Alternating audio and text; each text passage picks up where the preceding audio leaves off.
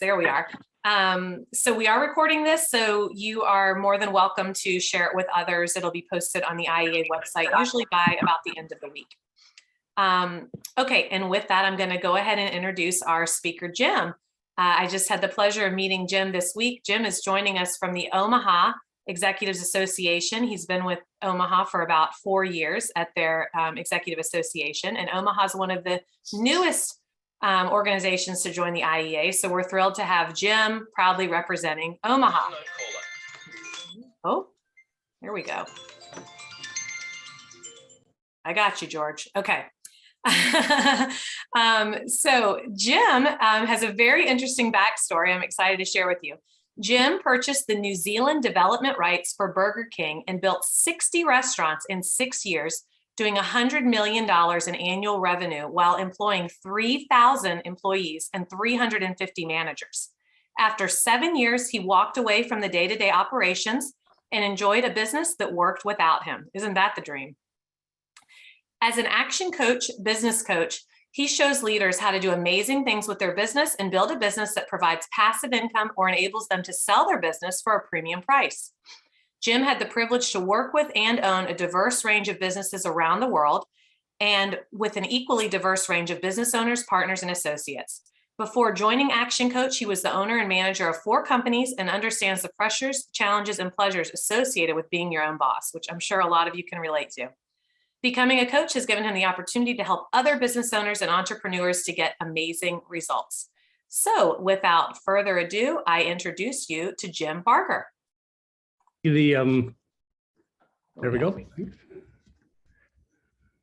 And you are co-host, so you should be able to share your screen and take it away, Jim. Great, thank you. Thank you. I'll do that in just a moment. So thanks everybody for coming in, and it's fun to be able to present. We were talking the other day with Lisa about how 2 years ago probably only 10% of the people knew how to use Zoom. Now everybody does, and probably the most successful mass training ever done in the world, right? So very good stuff. So I'm going to share a story today. We're going to be talking about some lead generation strategies that especially apply to the Executive Association concept. And I'm going to share my screen now so that we can move in that direction. So, and really we're talking about referral strategies as well as strategic alliance strategies. So I hope that's going to be useful for you, because I find the Omaha Executive Association to be a great way to get to know some key business owners in the city, and it's just good to be thinking about all the time about how we can leverage those relationships. So we'll get going here. So a little bit about Action Coach. I can kind of see people's hands. How many people here have ever heard of or seen and met an Action Coach? If we can wave your hand, that's okay. Okay, there's a few, so that's good. But Action Coach is actually the world's #1 business coaching firm. It's quite large. It's got over 1,000 coaching offices in over 80 countries. And so it started in Australia back in 1993 by a guy named Brad Sugars. And Brad was kind of an interesting guy. He was a very young guy in his early 20s, sold a business for a couple of $1 million. And so that was made him kind of a phenomenon in Australia, which is where he was from. So he was on TV a lot, radio and that sort of thing. And people, ask him, how do you do that? And how could I do that with my business? So he started thinking about how he could help other people, but also how he could turn that into a business. And so he created Action Coach as a way to franchise the concepts that he taught. And that's how it's grown over the past, almost 30 years to the size that it is. So I've been an Action Coach for 14 years, or just 13 years, I guess. I'm in my 14th year. And so I'm excited here to share some of our background, but also some really, I think, the kind of thing that most business owners don't think about in their business. Our vision as a company is world abundance through business re-education. And so if you think about that word abundance, you probably think about, more than enough. The opportunities are large, of course, especially in America. And our view from a business coaching standpoint is that we can do that through business re-education. And re-education meaning A lot of business owners just get started with a business. They don't have any training in it. They don't obviously don't spend, you don't go to school to be a business owner. So you get your business started, and unfortunately, sometimes we learn some things or we believe some things that really aren't quite true. So our job is to help kind of clarify some things, bring some clear concepts to people, and help them achieve high success with the business they have. And then we coach businesses all over the world, obviously, if we have coaches everywhere. So here's me, though, and you heard my story. And I'm actually a Nebraska native, was born here. And then I left town for a while and went off and went to some other countries. I did get an MBA in marketing and finance. And I spent some time in Southeast Asia covering that area with Burger King Corporation, and built new restaurants in those countries. I did the new country entry for Thailand. And so had a chance to kind of learn a bit about building restaurants in other countries. And as she mentioned, I and 3 other partners purchased the development rights and built basically 1 restaurant a month, which if I think back on it, I'm not quite sure how we did that, but we did, and went off pretty well. And so we obviously were not making the Whoppers ourselves. We had to learn how to run a building or a Burger King with using the team and figure out how to finance all that. And so that was a great education ground to kind of learn on the job there. And I'm married, had my 40th anniversary in February, Valentine's Day, and have 2 daughters here in Omaha. So that's great. I get to see them all the time, and my 2 grandkids and my sons-in-law are involved with that as well. So we're all together here. And I work as a business coach and a mentor and a trainer, and that's kind of my thing. Picture there is me, I'm on the right, and that's one of my partners, and that was a restaurant opening in a converted bank in Wellington, New Zealand. And so we had some fun times and some interesting experiences there. Well, now I'm sure you're thinking, or you could be thinking, yeah, you've done some interesting things, but I'm an experienced business person too. So what are you going to show me about that I don't know? So let me ask you a question. How many arrows are in the FedEx logo? So think about that for a minute. How many arrows are in the FedEx logo? Maybe you can't quite remember what it looks like. So there it is on a truck. Okay, how many arrows you see? Most people don't see any. I certainly didn't when somebody told me this. But the interesting thing is that there is one, and it was purposely placed in the logo. They had to create a font that would do it. And there it is. And so I guarantee you that from now on, every time you see a FedEx truck go by, your eyes will go to that spot, and you'll never be able to forget where the arrow is in the FedEx logo. But the interesting thing is that, okay, we didn't know where that was there. When I first heard this, I didn't know it existed. And so the question might be, how many arrows are there missing in your business? And so you might not know some things that you don't know. And so even though you're an experienced business owner and could have been in business for dozens of years, there might be 1 or 2 things still left in the world to learn about. So hopefully I can share a couple of things for you there. Well, Brad Sugars, there's a picture of him, and Brad has a quote that says, "Owners rarely fail because they didn't work hard enough, and they rarely succeed because they worked harder." And so if you were here, I'd make you explain that, but basically he's kind of saying, work smarter, not harder, right? And the fact is, this is true. I meet business owners all the time that their business maybe is struggling a bit, but those people are not lazy. They're battling all the time. They work a zillion hours, right? They're working very hard, and yet the business is not succeeding the way they want. And then once in a while, I meet a guy like Doug Dreesen, who plays golf on Wednesdays, and his business seems to do really well. So the point is that although hard work is very important, it's not everything. There's something else going on, and it probably has to do with just understanding the principles behind it. So if I ask you, if you're a business owner, what is a business? That's an interesting question, and a lot of people struggle to answer that. So I'm going to share with you the Action Coach definition of a successful business.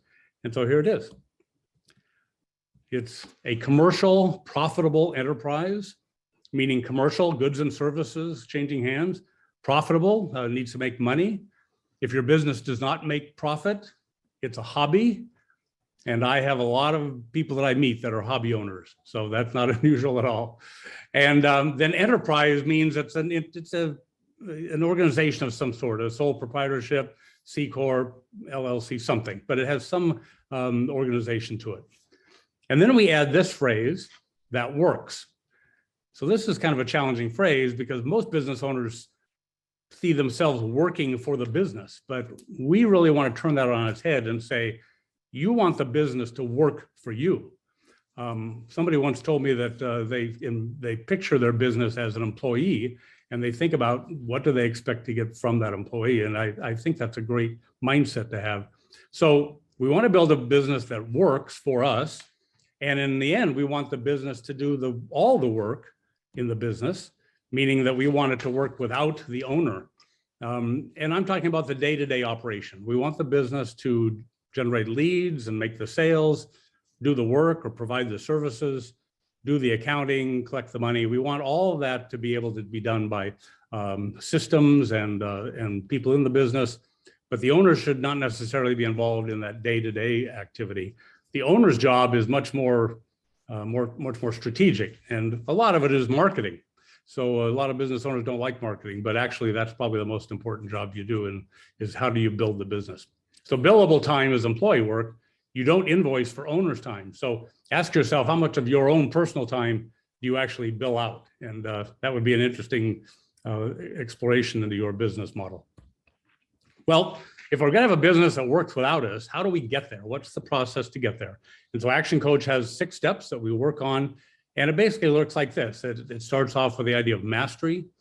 Mastery is just knowing what's going on, right? We wanna know how the business is functioning. We might want to know whether we can master our own calendar. Can we master our time?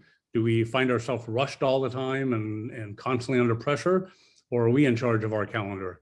And we might have mastery in financial areas. Do we know how our business does financially? Whenever I talk to a group of business owners, a fair number of them don't see their actual financial statements for a long time. Sometimes they don't see them until they file their taxes. And so sometimes they don't get P&Ls at all. And oftentimes they couldn't read them if they do. That's not unusual. I'd say a third of business owners probably can't read a P&L statement. As far as balance sheet statements, probably only a quarter can read a balance sheet. That's kind of my experience. So this is a serious thing, and we want our clients to be able to learn how to read those materials. If you don't have that information, talk to your accountant or bookkeeper and see if you can't get it more often. And learn how to read it. It isn't hard. It just takes it's just a new language you have to kind of learn. And mastery could also be destination mastery, like where are we going? Do we have a plan? Do we have a budget? Do we have a vision of what we're trying to achieve in the business? So that's another mastery question. So this mastery level is more about, do we know what's going on in our business? And we might be a hobby at the mastery level, right? We might not be making any money, but at least we're learning and we're getting a clear picture of what's going on. The next step up is the marketing level. Now here's where we want to make some money. And so the marketing level is an area that we have to learn to do. We need to be good at marketing as a business owner. And so we want that to happen. The next level up, the next level up is leverage. And leverage really has to do with our time. I talked about kind of knowing how to manage our time, but we're talking now about how do we get the business to work for us? And leverage is getting more done with less of our work. And so we systemize the business heavily to make that happen. The next step up is team. And team is not necessarily employees, but it's really like a general manager or somebody, operations manager that can manage the functions that's going on around you. And so these 4 steps really are the process to get your business so that it works without you. And there's quite a bit of stuff to do under each one of them, but it's a step-by-step process, and people can do it. They can probably do all this in about a year. After that, then, once we get a business that's kind of working on its own or working for us, we add another level called synergy. Synergy, you might know, is where we do 1 + 1 = 3, right? The sum of the total is more than the sum of the parts. And so synergy allows us to think about, well, if I've got a business that works without me, what could I do with it? And I might be able to open a branch office in another city, or I might be able to franchise it, or I might be able to sell it. And so that becomes a question as to what I can do in that synergy level. that I do with that business that can work without me. And the final step is freedom, which freedom is basically I've bought my time back and I've created cash flow for myself. And so I can do whatever I want to. I can work in the business. I can open another business. I can go to the beach. I can whatever I need to do. So that gives me freedom to do what I want to do in my business. So today, though, we're going to be focused right here at this marketing level. And we're really talking about cash flow, generating cash flow in the business. And so with that, I want to just talk a little bit about ActionCOACH's view about, well, how do we make money in a business? And this has to do with a business chassis. So you can see a couple cars on the screen there, and there's a VW Golf and an Audi R8. And if you think about what makes those, what do those two cars have in common? You know, they're both red and they've got four wheels, but really what's really common to the two of them is they're both made by Volkswagen, and underneath all that metal is a chassis, and the chassis is the same between these two cars. They just add different engines and suspensions and body panels and that sort of thing to make the two different cars. And so that's, you can see if you might want a VW Golf business or you might want an Audi business, but either way, they have the same chassis. And that's true of businesses, no matter how big or small they are, they all make money the same way. They use this business chassis that we define. So let me share that with you. And the reason we're doing this is I'm just trying to get us to the place where we can talk about leads and how we can use our networking to make that work for us. So the business chassis looks like this. And it's a simple formula. You're going to look at this and say, yeah, well, duh, that we all know that. But in actual fact, most people don't think of it this way. And so when you look at this formula, the first thing I'd like to point out is these red words.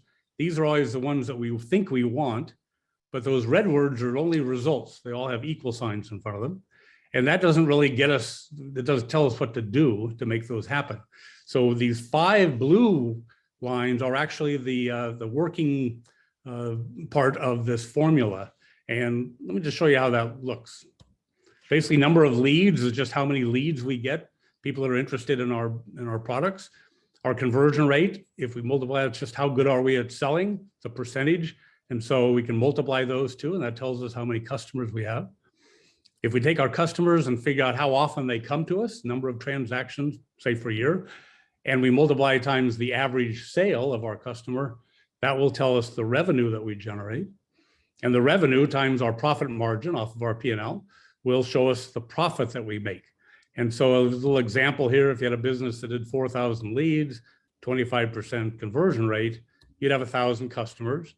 If those people bought twice a year from us, they spent $100, maybe at the restaurant, then our revenue is $200,000. If our profit margin is $25 or percent, then our profit in this business is $50,000. So it's a small business, but it's a successful business, and the business owners got a $50,000 draw, and they're pretty happy, but maybe they'd like to grow this business. And so they think about, what can I do? And if I approach each of those 5 ways and just put in some strategies, maybe I could bump each one of them up a little bit, maybe 10%. And so just to show you the impact of that, if we had a 10% increase in each of those 5 ways, we get these numbers. 1 extra lead a day, basically. We get a little better at selling, read a book or take a course. Going to generate 1,200 customers. If we get 10% more transactions, that's actually 1 more visit every 5 years, 0.2 more. So we can think of how we get people to come back a little more often. Another $10 in our average sale. Maybe we raise our prices or add fries with that or upgrade them somehow. But if I do that, my revenue goes to $292,000. So that's pretty exciting. A little better on my cost just to save some money on utilities and that sort of thing. But if I do all this, I end up with a bottom line of $80,000. So I don't know about you, but if I went from $50,000 to $80,000, that's a pretty significant thing. Hey, if I've got a big business, add a 0, right? And that's pretty significant as well. In fact, it's a 46% increase in revenue and a 61% increase in profit. So the value of that formula is pretty significant for every business. And so we encourage business owners to think about those 5 areas on a regular basis and figure out, what am I doing this quarter to raise my conversion rate or to move my average sale or to generate more leads? So This just becomes a process that we work with clients on how to grow a business systematically over time. So that's kind of what we do. And we have like 350 strategies for all of the 5 ways, and love to share those with you sometime. But we're going to just focus today on 2 of them, and they're going to be in the leads category. And the leads category, we're going to look at referrals and strategic alliances. So this, as we kind of look at our customers, how do we get more referrals from these people? How do we get more, maybe even do an active strategic alliance? Let's just think about our customers that we work with. At the bottom level of this ladder of loyalty, which is kind of a process, how do we move people up a ladder of loyalty to be more and more engaged with us? The bottom line there is called a suspect. And a suspect to us is somebody that's in your target market, somebody that you would like to have as a customer. You don't know their name or anything about them. You just know that they're a certain demographic or a psychographic. And then we say, okay, at some point though, we're going to connect with those people and we're going to learn out who they are. They're going to answer an ad, or they're going to fill out a form or watch a video. And so they're going to become a prospect, because now we're going to know it's John Jones or Sally Jenkins or whatever. We're going to know who these people are, and we're going to be able to talk to them on a regular basis. At that point, we would like to sell them something. And if we can sell them something, they become what we call a shopper. And a shopper is somebody who buys once. You get one sale, they're a shopper. We've gotten some money from them, that's nice. But our real goal, of course, is to turn them into a customer, which is somebody who buys again. So each one of these steps, there are things we can do to move these people up this ladder. And if I can, most of our customers, obviously, are customers. They kind of stay at that level. They may buy more than once and go on doing that for some time. But then the big challenge becomes, how do I get them to start to become members? And member is a powerful, powerful spot. It's where people start to identify with your brand. And now they not only just buy your product, but they kind of see themselves as part of the group, or they may literally be a member. If you're American Express, you have members that'll have your card, but it could just somebody that has that idea of belonging or involvement with you. I have a Mac and I have an iPhone and I have an iPad, and all my family have Macs and iPads and iPhones. And so we are members of the Apple family, right? And we don't care if Android comes out with a new phone, because we're not interested in buying an Android phone. We only buy Macs and Apple. So that makes us a member. And that's why it's pretty handy to have us be members, because we spend money with them. And it's possible to do that in almost every business. Takes some creativity, you can kind of work on that, but there's ways to get people to be a member of your business, and you should be thinking about it. But that's not what we're talking about today. We're going to talk about the next level up, which is the advocate. Now, an advocate on the ladder of loyalty is somebody who's kind of already a member, but they are telling people about you. They're talking about you, they're your product, they want to inform you about it. And so an advocate is a great position to have people in, because they are talking about you. And in the world of social media, there's never been a better world for us to talk about being an advocate, sharing what's going on with other people's products and that sort of thing. So advocate is a level that we want to be in. And even better, and these are hard to get, but occasionally we get them, and they are raving fans. And a raving fan, as the book says, there's a book called Raving Fan. A raving fan is somebody who basically does your selling for you. So not only do they tell people about you, but they drag them into your store or bring them to your website and make them buy your product. So that's a wonderful type of person to have. But either of these, advocate or raving fan, are very special parts of this ladder of loyalty. And you should have a strategy to move people up each step of this ladder in order to get them to where they're advocates and raving fans. So kind of picture what we're doing here. We're trying to set up people to be referrers, or even more, to actually be a strategic alliance partner. And that's what we're trying to achieve with that. Well, okay, so let's talk about some strategies for referral systems. Now, you'll notice I use the word system, and I've got the word random there. Most people see referrals as kind of a random event. We're happy to get them. Nice when they pop in, it's good. But we kind of think it's something that we have no control over, that they're just random. But I want you to start to think about, how can I make referrals something that you go and get, that you actually design a system that generates referrals. And so we're talking now about a system that will generate referrals for you.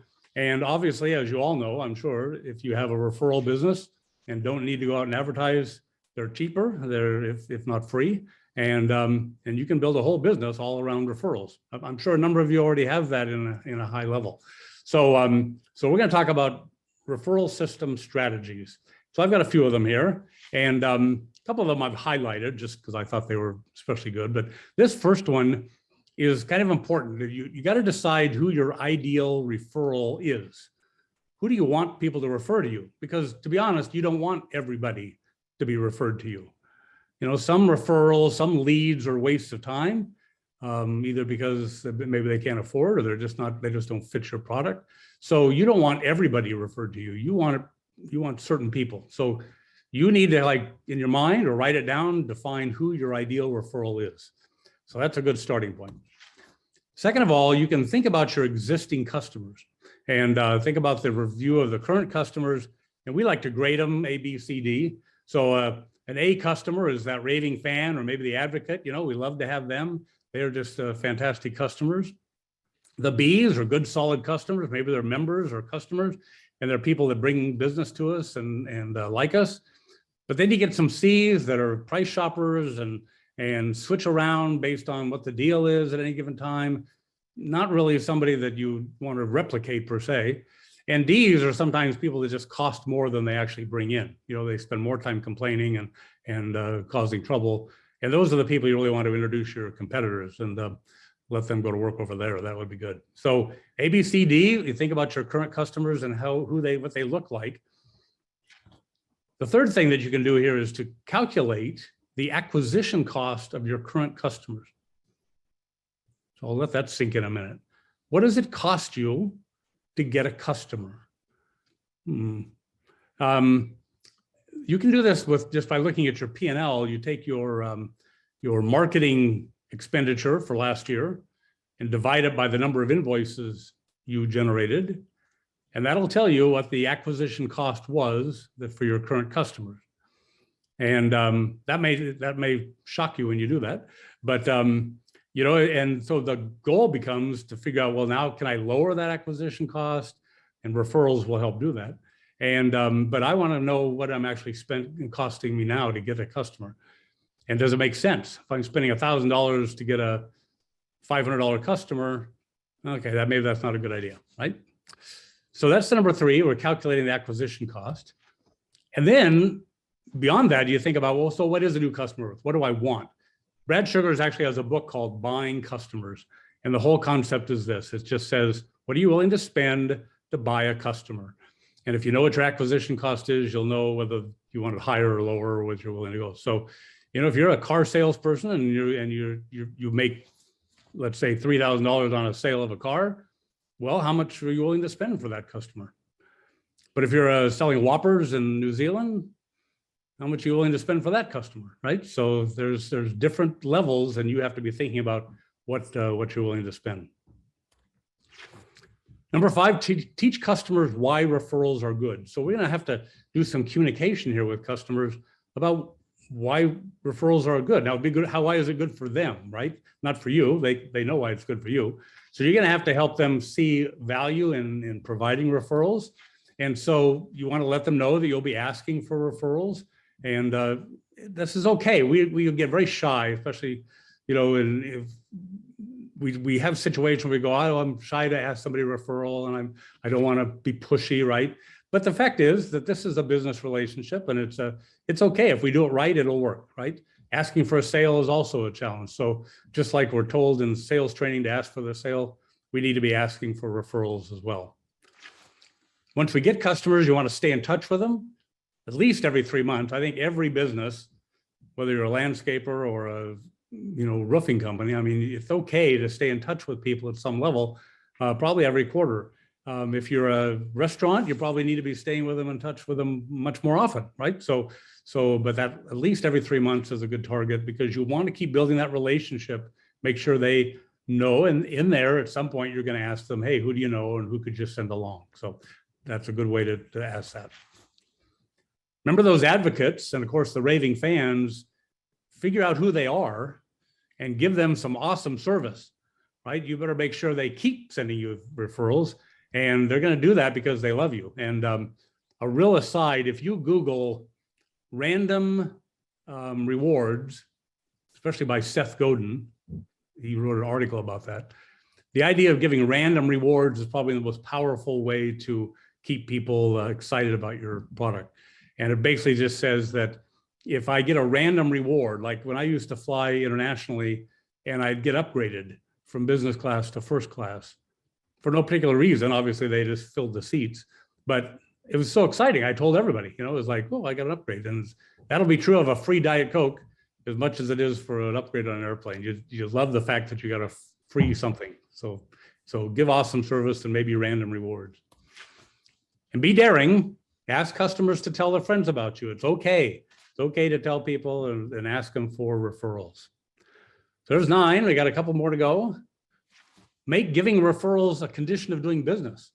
So my clients, when I start working with them, I say, so this is how it's going to work. I'm going to work with you. I'm going to meet with you so often. We're going to do these things. And you need to introduce me to people. You need to introduce me to people who could be clients of mine.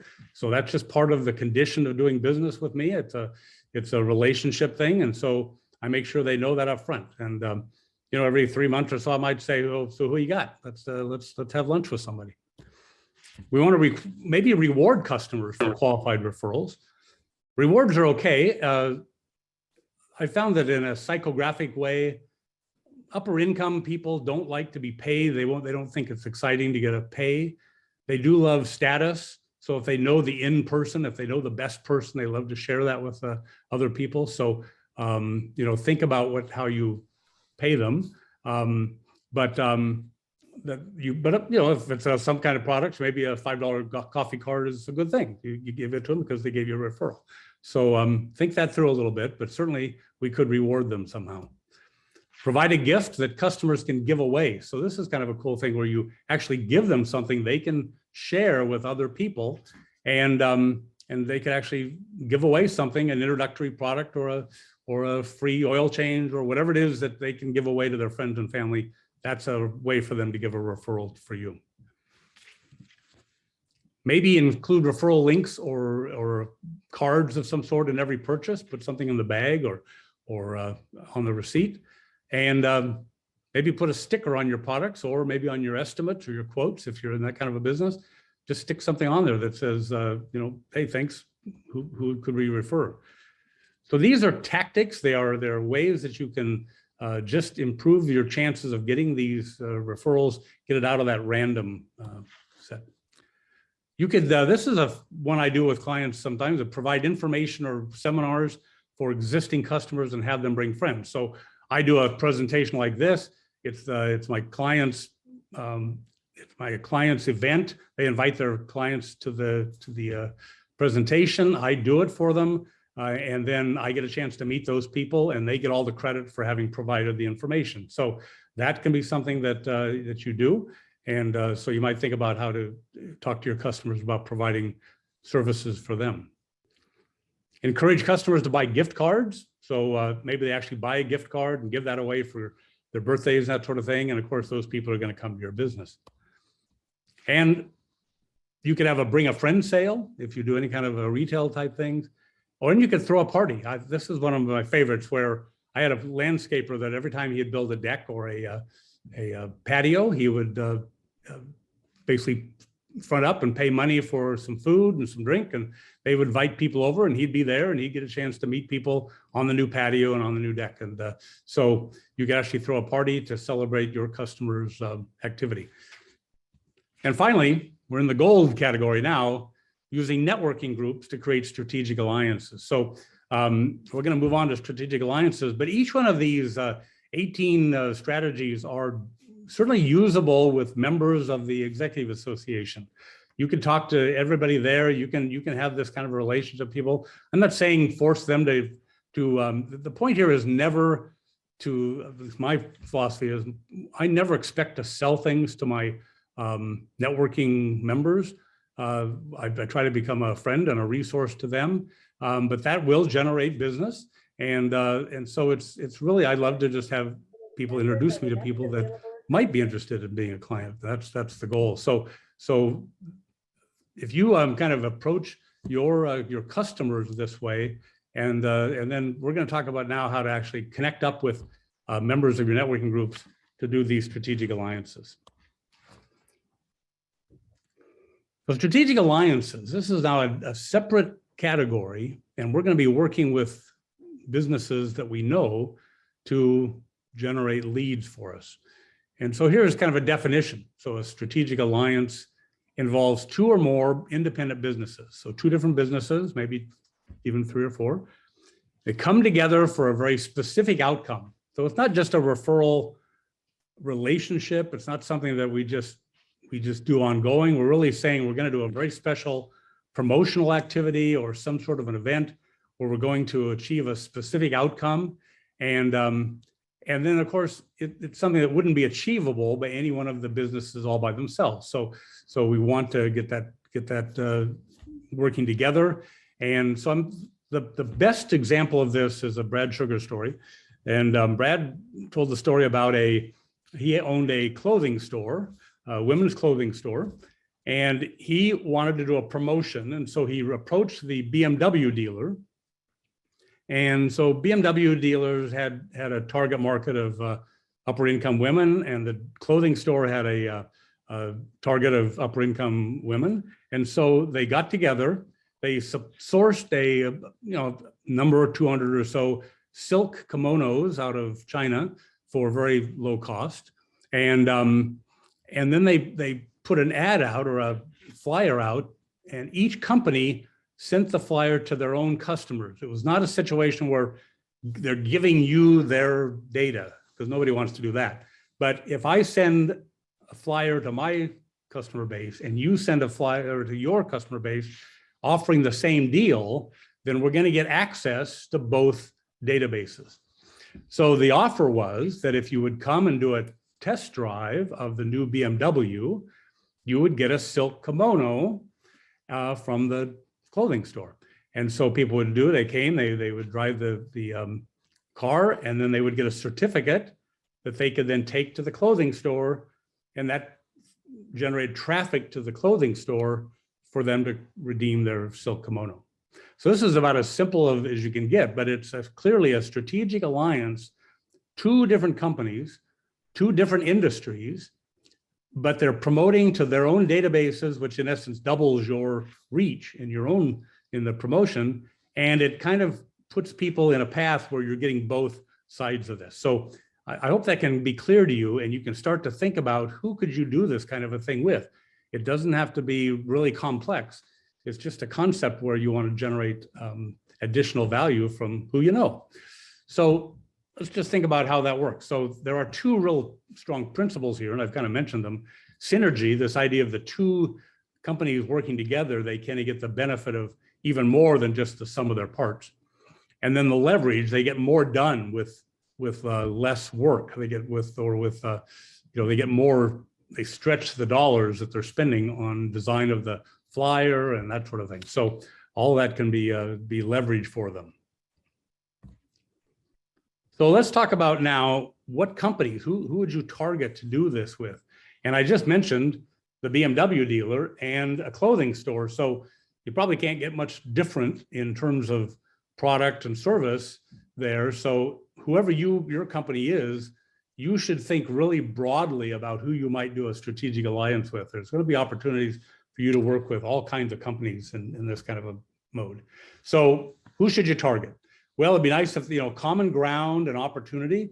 So they're kind of shooting at the same targets. They have the same market that they're going after. They want new markets, so they want to reach some people they haven't reached before. So both companies or all the companies have to have a desire to grow their business, obviously. An overlap of the markets, so the demographics maybe or the psychographics overlap, and they can get benefit from that. And then complementary added value services. So for example, if you think about the landscaper, and he can do something with another tradesperson, maybe a wood arborist, or they could landscaper work with a patio or a deck builder, that kind of thing. So complementary value, added value can work. But again, clothing store and automobiles doesn't have to be that closely related. And then both parties are going to get new opportunities out of this. That's the goal, is you want to be able to introduce and meet people. So this is kind of who we're targeting. And we're going to use a little system here that, which is the wheel, hubs, and spokes way, to kind of be a thought starter for you to kind of put this together. So if you think about your executive association and who's in there, and now you can start to think about what this looks like. So the first group we would think about are core advisors. And so kind of put a wheel here together with some spokes, and we're going to use a builder as an example. So, but you put your own name in the middle there. Some of these will be the same. So a builder would have a banker. They might have a corporate attorney. They might have a business broker they work with. Maybe there's a financial planner or life insurance agent that they work with. Real estate agents, estate attorneys, CPA if they're, and so the builder will have these core advisors. Now, these are people that the builder is hiring himself or herself. They're going to be working for the builder, so he's buying their services. So you will have a similar list, and you can think about, okay, these are people that maybe I already have a relationship with. How could I put together a strategic alliance with them? So I want you just to give you 1 minute or 30 seconds to kind of think about who are maybe 2 or 3 companies that you already know, in kind of with those kind of characteristics that you could just put right down on the piece of paper in front of you, because we want you to leave here with kind of an action plan. So who are a couple of companies? I'll give you 30 seconds to kind of think about this.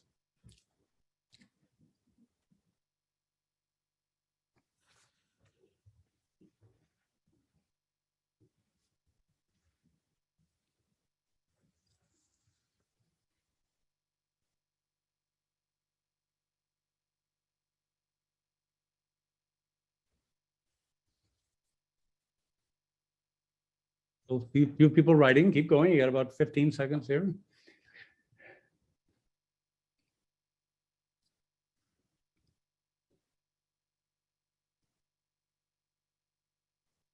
Okay, so let's just come back together then. So hopefully you thought of some people that you already work with in these areas as core advisors.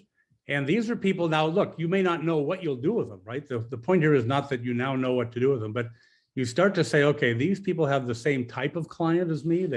They have customers or clients that look like me. So I could, they would all be potential clients for you as well. So once you get a kind of the target, then you can have a meeting with these people and say, how could we work together? The next set that we will look at are related businesses.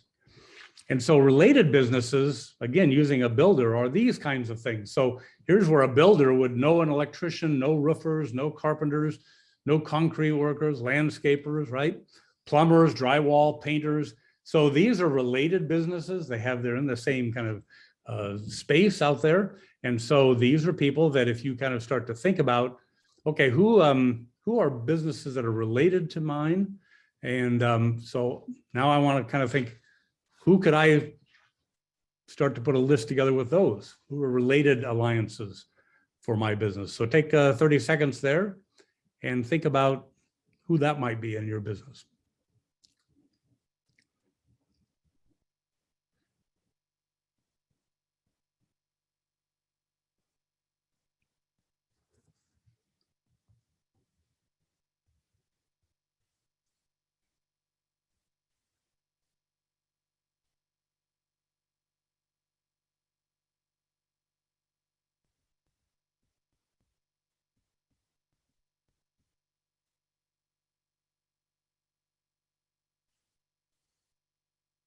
Ten more seconds.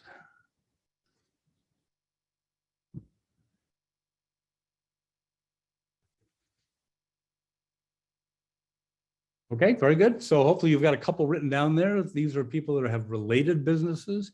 and could possibly be a good target for a strategic alliance.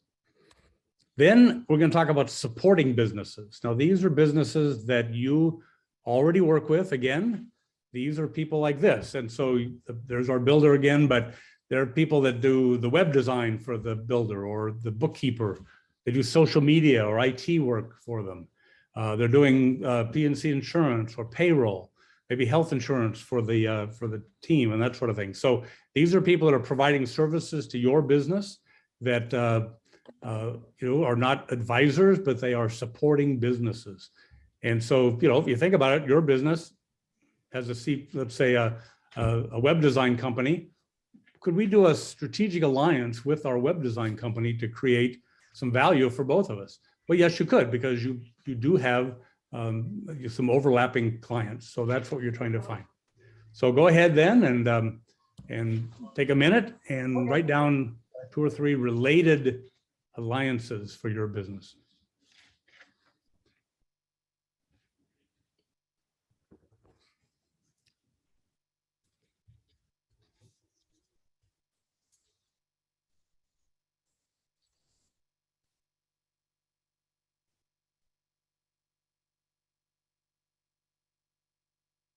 About 15 seconds.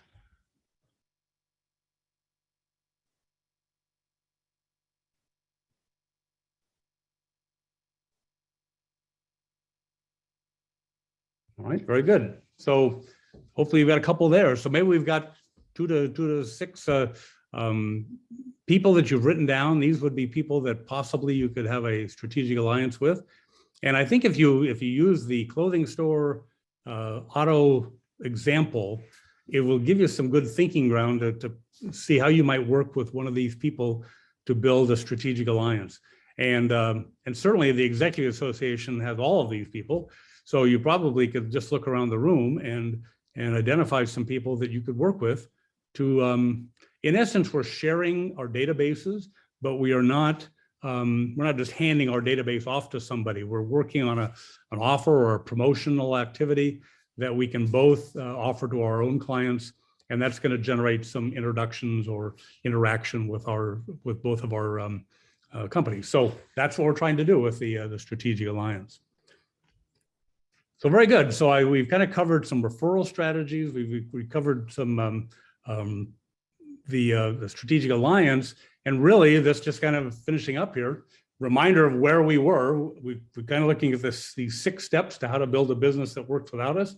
We were focused in on this marketing level and really kind of thinking along in the leads area on how we can generate more leads using both referrals and strategic alliances. Usually these are pretty inexpensive ways to generate leads, and you can always do TV ads and mass mailings, but sometimes just the cheaper things work just as well and maybe better. So hopefully that's useful for you. So very good. I think that's kind of the end of where we go. I'd like you to kind of think now before we finish up, but maybe just think back, give 15 seconds there. So what was interesting today? I'd love it if you'd tap something in the chat box. What was interesting to you? What was some new fact you learned or whatever? That I'd be happy to hear that. And otherwise, time to get into action. And I am offering, we offer a free coaching session. If you would like to have a chance to talk to a coach about this topic or any topic really, you can contact your local action coach, and there's probably, there's 600 of them across the US. But if you can't find one or you don't know who to call, you can contact me, Jim Barger at ActionCOACH.com. Happy to just give you a phone call and we can talk about how we might do this. You might say, look, I want to do one, but I'm not quite sure how to put it together. Happy to have a chat with you for that. So free coaching session on that. And otherwise, I've got to wrap it up, Lisa. Appreciate your chance to work today. Awesome. Thank you, Jim. Those were some great tips and very applicable to everyone, I think. You're getting some good feedback here in the chat. I have to say you stumped me on the FedEx arrow too. I'm like, there's no arrows in that logo. It's a great party trick. It's a great party trick. Yeah, that's right. I'm going to use that at the dinner table tonight. Yeah. So yeah, then looks like a lot of people are getting some good stuff out of that. Does anyone have a question? We do have time for just 1 or 2 questions if anyone wants to ask Jim, or you see his email is, oh, you just went away. Oh, Tell me your sorry. email, Jim. Jim Barger at ActionCOACH.com. So There you go. yeah. So anyone can email Jim. Oh, there we go. We got it back up again. Jim Barger at ActionCOACH.com.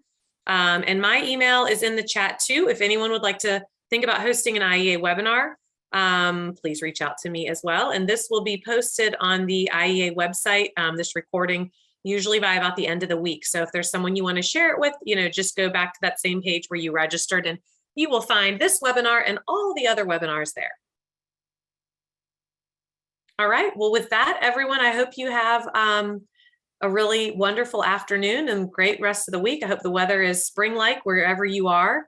And we will see you guys next month. Thank you. Thanks, Jim. Thanks, everybody. Thanks, Jim.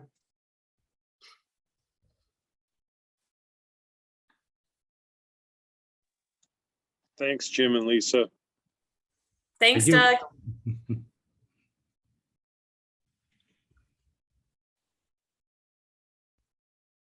All right. Well, Jim, thank you so much. Wonderful to have you. Thank you. I appreciate the chance. Yeah, this was very helpful. Lots of great tips and really nice, for everyone to use their executive association contacts better, Yeah.